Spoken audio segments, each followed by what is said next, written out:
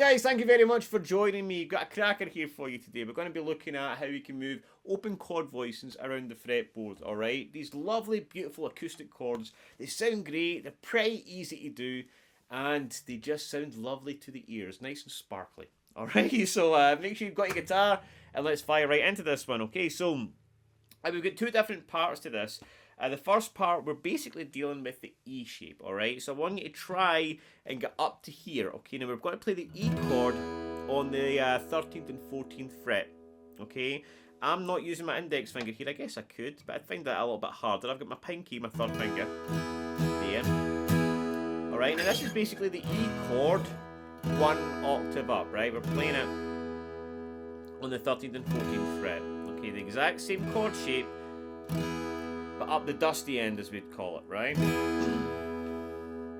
Okay, now we're going to take that shape, and then we're going to move it down to here. We're going to keep our two fingers here on the 11th fret on the A and D, and then we're going to move our first finger to 9 on the G. And again, we're going to play every string with all these chords, okay? So we get this.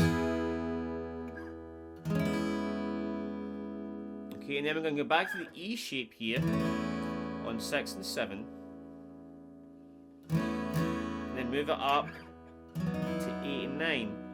Now what we're doing here, guys, is we're playing triads in the key of E, okay, which means that in the key of E, the open strings are going to sound nice, you know, because we're just playing an E and a B, basically, and it just works. Don't ask me why, it just does. Alright, and you can think of it like these shapes here are the major shapes, and when you come here, this is a minor shape. Okay? You've got them all.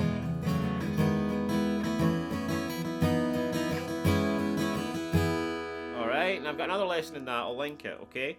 But that is how we're getting these chords. So basically we've got an E here, a C sharp minor, an A for apple, and a B here, okay? And that's what we're playing basically, an E, C sharp minor, an A, and a B.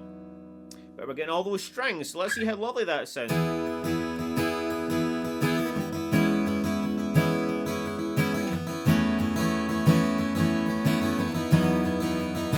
One more time.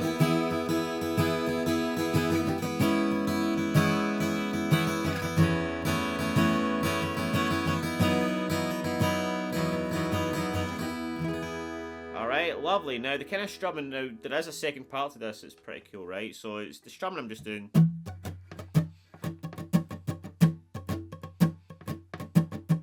Not thinking about it. Again, every time I play this I'll probably do something a little bit different, so don't get caught up on the down ups, just do whatever feels right.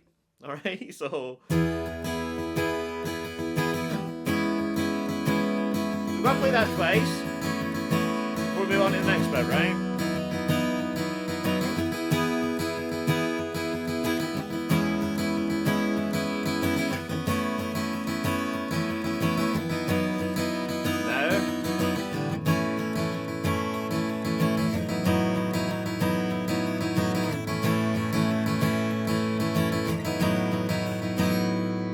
Simple, but guys, it works, right? Again, we're just doing that one thing. We're taking the A shape this time, alright, and we're moving it up. This would become a B triad now, A and B. Again, we're using the same chords that we're using here, an A and B, but here. But there's a different kind of sound, right? Different voicing, so it sounds pretty cool. And we're just going to go back and forth between that 3 times.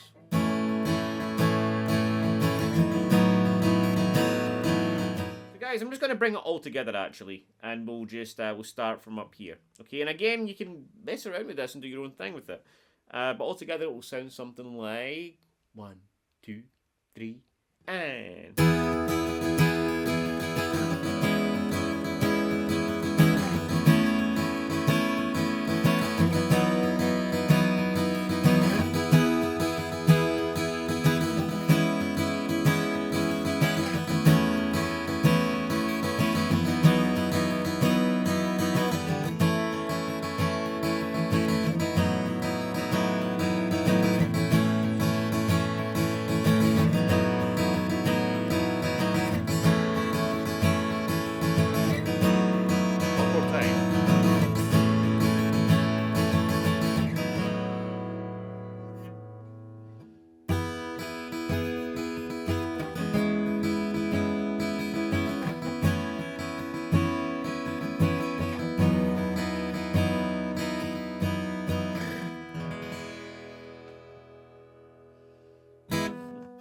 there you go.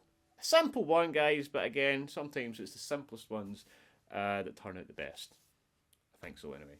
So I hope you enjoyed that. Let me know in the comments if you did. Thank you very much for joining me, and I'll see you soon.